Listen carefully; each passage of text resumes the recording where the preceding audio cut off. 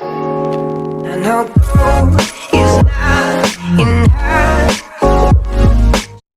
Hello everyone, welcome to Tell Me More. Did you ever think why the most things we use have the watermark made in China? Before that, we need to get familiar with this term, globalization. Globalization is the process of interaction and integration among people, companies and governments around the world. There is a simple definition for that, the process by which goods move easily across the borders of a country. It speeds up the movement of goods across the world with low taxes across all borders. Before this, about 100 years ago, consumer goods were mostly sold at the place they were produced. Like American products in America, French goods in France, like that. In 1940, the prices of sea and air transport rapidly declined. This made shipment of products affordable across the globe. Global trade is largely responsible for lifting the world out of poverty. Currently, about 25% of goods are exported and very few products are genuinely made in one place. For example, American equipment is most likely to use Chinese metals. Locally made clothes use foreign fabrics. In this way, the manufacturers import raw materials or export the raw materials to another place and they assemble the product in another place. This reduces the production cost. So, you might think, after all this, how China became a big industrial hub? There are three factors for that: population, available of natural resources, and it's a communist country. These three factors are interdependent on each other. Before 1979, China was a poor communist country. In December 1978, the government let people start their own businesses, welcoming foreign investments and started trade with outside world. But the clever government owns the major industries like oil companies, telecom operators, power generators, and weapon manufacturing companies. Earlier, Chinese made things were used to be cheap and poor of quality. Chinese producers introduced themselves to the world by making poor copies of brandedly luxurious products. So, to cut the cost, many foreign brands set up productions in China. 90% of all electronic products have Chinese parts. Those are made in a city called Shenzhen. Popular companies like Apple, Samsung, Sony, Microsoft, Canon, etc. have their factories there. Almost any electronic part can be bought in the city market, and any prototype can be assembled in matter of days.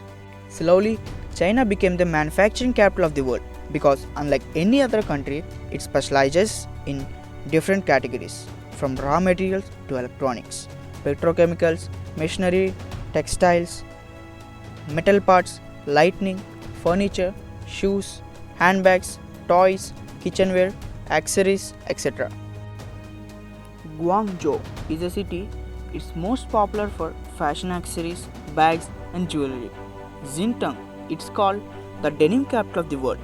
Almost all leading brands have their factories there, like Levi's, etc.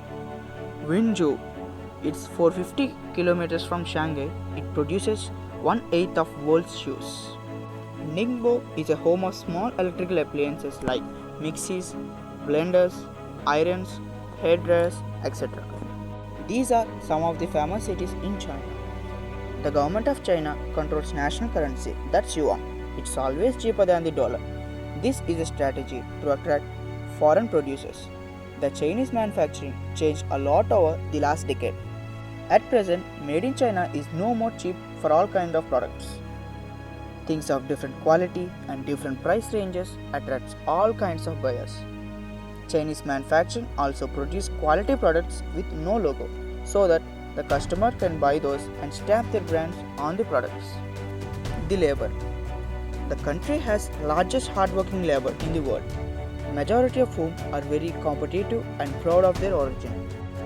Chinese industries have the most powerful manpower. They can produce a product in 1 hour, which may take almost 10 hours to produce in any other place. China is a home to approximately 1.39 billion people, which makes it the most populated country in the world. So, there is a huge demand for low-wage workers. As there is always a shortage of jobs, factories is the only place they can work. Majority of Chinese are from rural areas and lower middle class or poor until the last 20th century when they brought new laws. Chinese laws doesn't relate to child labor or minimum wages, which are more widely and most important in Western countries. However, this situation is changed. Some of the industries stated that they have increased the minimum wages. As of Jan 2020, Shanghai's minimum hourly rate is 22 yuan, that is $3.16 per hour or 238 rupees. Per month is 2,400 yuan or $335.70 or 25,365 Indian rupees. Besides these factors, when the customers needs even more cheap price, they used to turn away from China. But the Chinese have bought the factories in some parts of Asia, such as Vietnam, Thailand, Myanmar, and some parts of Africa. Instead of rejecting the job, now the customer has to decide whether he needs a high price and a better quality in China, or if the quality isn't the main property, then they make it cheaper in their overseas factories. So now the customers don't need to look for a new supplier. And while the goods produced in overseas factories of Chinese doesn't have the watermark made in China, but they still bring the profits to the same owner. So, because of these factors, China have become the manufacturing hub of the world.